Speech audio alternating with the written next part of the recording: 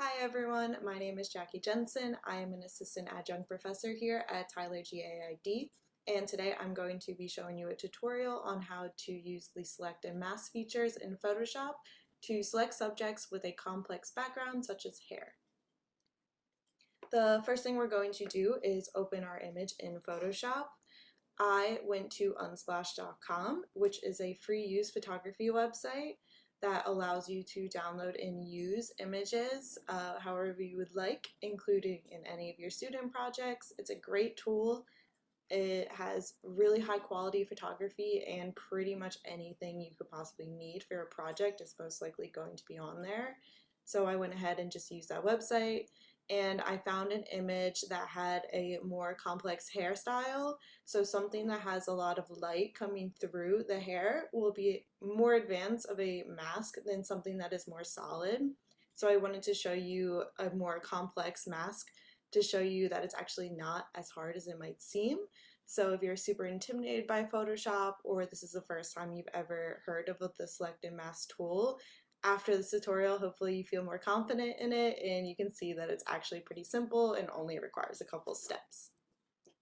So to go ahead and open an image in Photoshop, you can just go to File, Open. This is also a good time that if you know what your final image size is going to be and you're already pretty aware of your composition, it's best practices to just get in the habit of working at that size in Photoshop because it is a pixel-based program. If you work too small and then you realize in the end that you need to scale up your image, you're going to lose some of that quality and resolution. For this tutorial, it doesn't really matter what my final size is, so I just went ahead and just went File, Open, and selected my image. The next step is we're going to unlock this layer. Whenever you open an image in Photoshop, it automatically assigns a layer background and it locks that layer. So before you can do anything to it, we need to unlock it. You can do this simply by just clicking on that lock. And usually it will open up another window and it will allow you to rename this. I believe I already did it, so it's not letting me do it again. So I'm just going to go ahead and rename that layer subject. The next step that I like to do when I am masking, again, there's a lot of different ways of masking, so the one way one person might do it might be different than another, which is also a great reason why you should look at a bunch of other resources because there's endless amounts of free education out there on Photoshop and masking. For the purpose of this tutorial, I'm going to show you my preferred way, and that is to add a adjustment layer. And to do this, we're going to click on the circle in the layers panel that is half filled, and we're going to click solid color. And I like to pick a super saturated color to just have as a base for my mask. I'm going to just click a nice like cyan color, something super bright, very different color than white or whatever the original background of my image is. And then I'm going to just click and drag this below my image. And the reason I do this is that when you start masking, depending on what type of mask you use, you might not be able to see all of the small areas that really need attention if your subject has a really similar background color to like the transparency grid or just a white background. So I purposely like to choose a super saturated color so I can see all of those small details and see where I need to apply my attention. I'm going to just lock that layer. And then next thing we do is we just go ahead and select our subject. So click on your subject layer, then we're going to go to select, and we're going to select subject. What this is doing is it's an automatic selection by Photoshop. They are generalizing what they think the subject of the image is because this image has a pretty basic background. It's clear to Photoshop that the subject is this person, and they're doing a rough selection of everything. It's usually pretty accurate. If you don't have a very complex image and you have a nice simple background, the select subject usually works great and you don't have to really edit it that much. But because we're doing a more complex and advanced mask, this probably isn't going to cut it, but it's going to get us close enough and save us lots of time using like the lasso tool to try to give ourselves like a rough selection of the subject. The next step we're going to use is don't click on anything, leave that dotting marching ants line live, and then we're going to go back to select in our toolbar, and we're going to click on select and mask. What this is doing is it opens up an alternate panel that has the select and mask options. Select and mask is a newer feature of Photoshop. I think it's one of the best things they've ever done. What it's doing is it's now allowing you to edit your masks non-constructively so that you could change the way your mask looks without having to start over, pretty much. There's a couple areas in this panel that I'm just going to run over very quickly. There's a view mode over here on this right hand side. This is just a drop down of a bunch of different options of how you can see your mask. Onion skin is the selection on a transparency. So obviously because I put that layer underneath of my image, I am seeing that cyan layer instead of the transparency grid. Then marching ants is you can see your actual selection in its original background. Overlay is it's showing you what is selected in bright red, so you can see that the select actually did a really good job of selecting these subtle areas of the hair already for me. We're going to make it even better, but it did a really good job. You can see it on black, you can see it on white, you could see a black and white version of your mask, or you could see it on your layers. For me, on my layers looks a lot like onion skin because again, I put that layer underneath of it for me. I'm going to go ahead and just leave it on onion skin, close out of there. And then show edge and show original, you can click on these once you start adjusting your mask, but for the purpose of this, we don't need to touch it yet. Transparency is changing the transparency of your background of your mask. So if I had 0 transparency, I would see my original image completely and I couldn't see the mask at all. And then if I turn transparency up, obviously it's 100% transparent, and this is just the view of my mask live. Then presets, you don't really need to mess with these right now. If you want to save something like a preset that you like to use hair, you can make a preset and save it. We're just going to leave it as default for now. Refine mode, there are 2 different types of refine mode. As you can see, there's color aware and object aware. Color aware you would select if you had an image that maybe was like a red circle on a white background. In that instance, Photoshop would know that it's just like a very simple image, that the red is in your what you want to have selected and the white is not, so you could do color aware. For this, object aware is what we want because it's a more complex mask, so Photoshop knows that we're looking for a mask that has a bunch of different things going on, so object is what we're going to leave it at because color won't help because there's multiple colors in this image. Edge detection or the radius. So this can be a little confusing, I think, for people who aren't super familiar with Photoshop. Radius is pretty much the sharpness of your mask edge. So if you had something that had a lot of sharp corners, you're going to want a small radius mask. If you had something that was really smooth or complex, you might want a higher radius mask, which means that it would have more rounded edges. It wouldn't have sharp corners. It could remove a lot of bumps that you might have in your selection.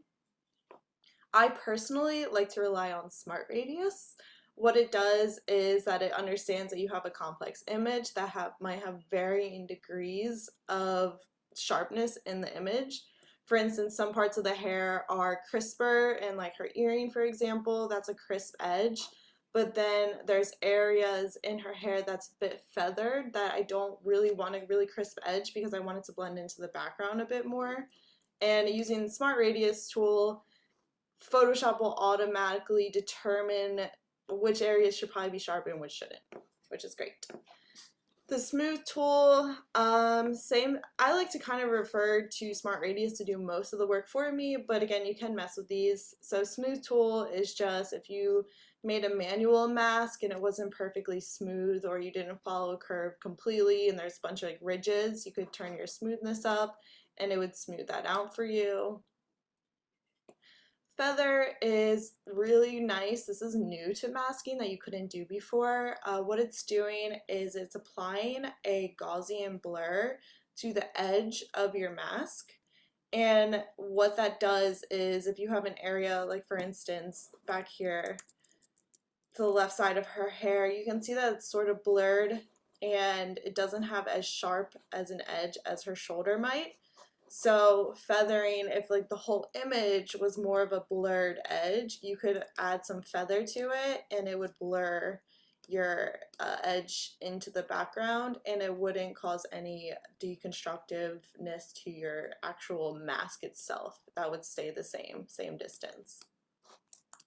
Contrast is pretty much the same thing as radius. I don't really like to use contrast. I prefer to just use my radius tool. And then shift edge is pretty self-explanatory. What it's doing is it could either shift your edge in or out of your mask. Okay, so that is the general breakdown of your properties panel. On the right side, there is more detail you can find, but for the instance of this tutorial, we don't need to look into it too much more. So the next thing that we're going to be using is over here on your left-hand side, where you can see these brushes and selection tools. We're going to be using something called the Refine Edge Brush Tool. This is great for hair specifically because what you can do is you can zoom into areas where you can still see that original background image is peeking through. Again, I picked an image that had a lot of leaks, as in like the background would definitely go through the image pretty frequently because of just the way the hair is. And what we're going to do is select this tool.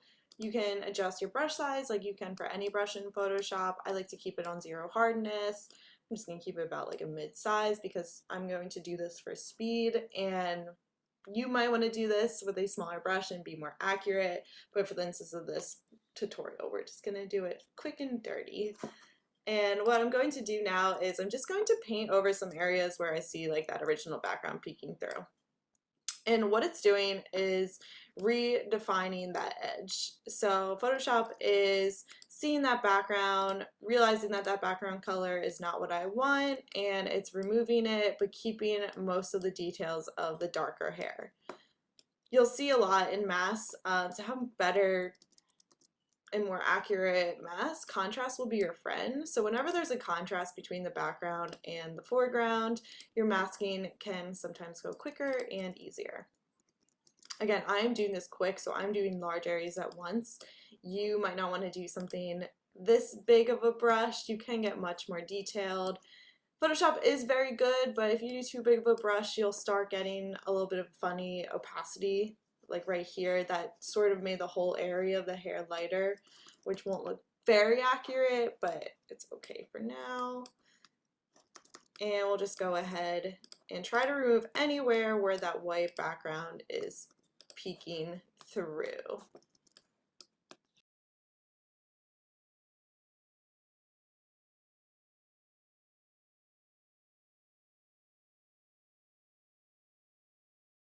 Okay.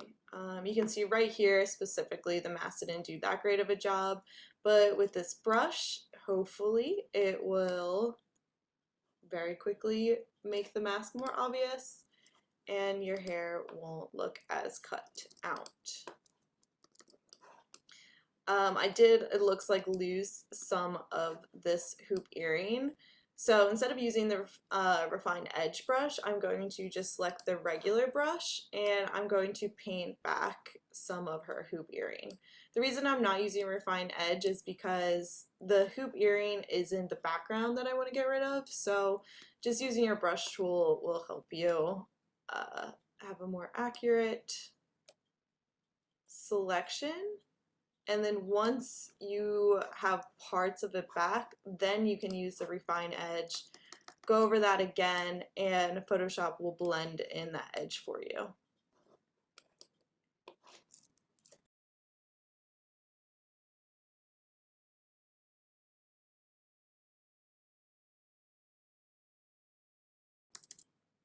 Now I'm going to zoom out, and this is when you can use that Show Original option in the view mode. So right now this is what my current mask selection looks like, but if I click on show original, it will show me what my original selection looked like. So as you can see, especially around the hoop earring where that one curl was pretty poorly masked out, you can see that's much better and it's blending into the background more accurately. Again, I could spend a lot more time and really perfect this just using that refined brush tool, but even just quickly going over it for like a minute, you can see how much better of a mask this is already looking. We're going to click OK now. And now that mask is still selected on our subject, and from here we're just going to apply the mask to the image. To do this, we're going to use that rectangle tool at the bottom of our layers panel that has the circle missing out of the center of it, and we're going to add that layer mask. So from here, you have a very accurate mask. It looks really nice, but we're going to even take this a step further and really bring back as much detail in this hair as we possibly can. To do that, we're going to use our channels tool.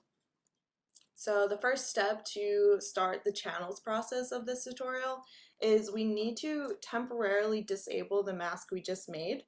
And the way to do this is that we can just hold Shift and click on the thumbnail of that mask. And you'll see this red X appears over it. And what that's doing is it's temporarily disabling the mask so we can see the original image, which is what we need for when we go to the channels portion. Then the next step is we're going to go to Windows and we're going to select Channels. And here you can see there are a couple different options. There's an RGB channel. I'll turn them all off, which has all of the colors, so that you can see that's your full color image. Then you can just select your red channel, and then you can see that it's just selecting anything that is red. You go to your green channel, again you just see greens, and then your blues. What we're looking for here is we need the most amount of contrast between our subject and the background. So obviously the blue looked like it had the most background, I think the most contrast. This is actually pretty common for people because people tend to not have much blue in their skin tones.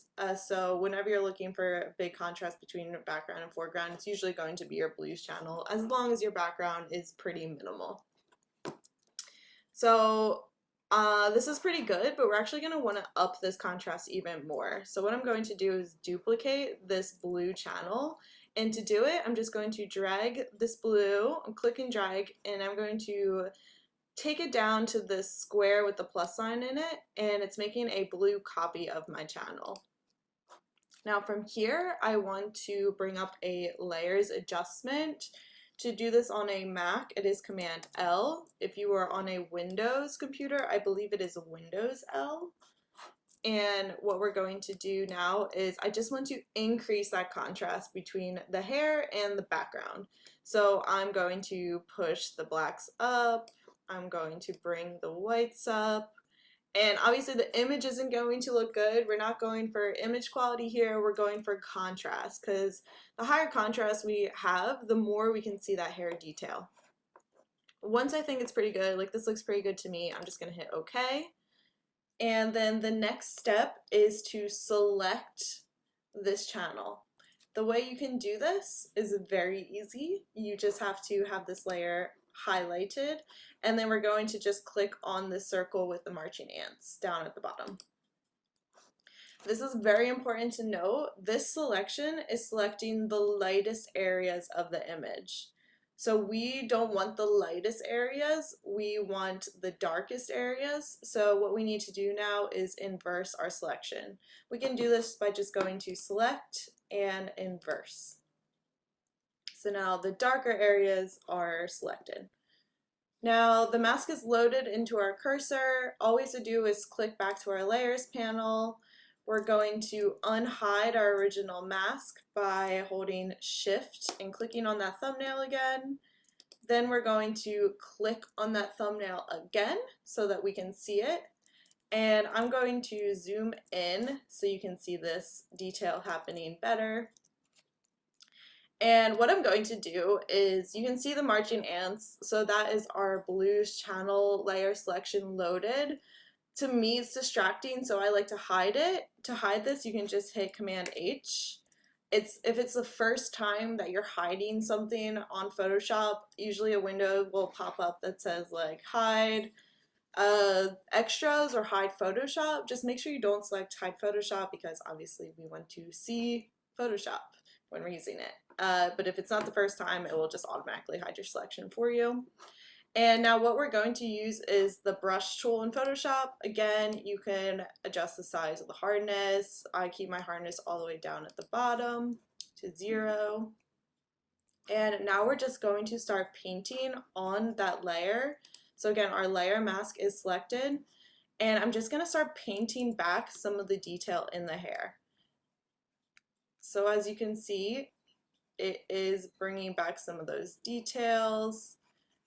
It's making my selection even more accurate, especially up where there's some flyaways. You can see that it is all coming back.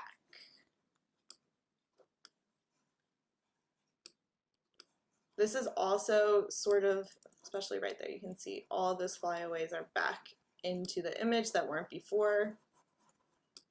This works great if you want to also just like soften an edge. Sometimes when you make a mask, it can be very crisp and it doesn't look super accurate. So using the channels, it's bringing back all of the varying opacities in the hair, so it looks extremely accurate. So there you kind of have it. We have pretty accurate. I'll do it down here. You can bring that curl back a lot. Bring the hoop back, some flyaways down here. Awesome. And a little bit her shoulder disappeared, so I'm bringing that back as well. Okay, so now you can see the very detailed mask that we selected out. And again, you can see our original image by holding Shift and temporarily disabling that layer mask to our clipped out version. Now, just to show you how more detailed this is than the original just select object or select subject tool, I'm just going to duplicate this layer, delete this mask off of it, do the select subject option, select that, and then now you can see, I'll zoom in, how much more accurate of our mask we did with just a few more steps. It wasn't many more steps afterwards, and we have a much more accurate mask. So this was our original selection. You can see there's still some of the background leaking through. We lost a lot of the detail in the hair. The hoop was missing. This curl specifically was not masked down very well. And then this is the mask that we created. So we have most of those details back in the hair. Over here on the left, the hoop is fully back. That curl is way more detailed. And if we want, we can still go into our selected mask and alter it even more from here. So there we have it. That is how you mask out your hair, especially if you have a more complex image. And that was just using the selected mask tool as well as the channels. And I hope it was helpful, and you continue looking at the many other tutorials for how you can possibly mask out things and continue your learning, because there's endless ways that you can continue to do this. Thank you.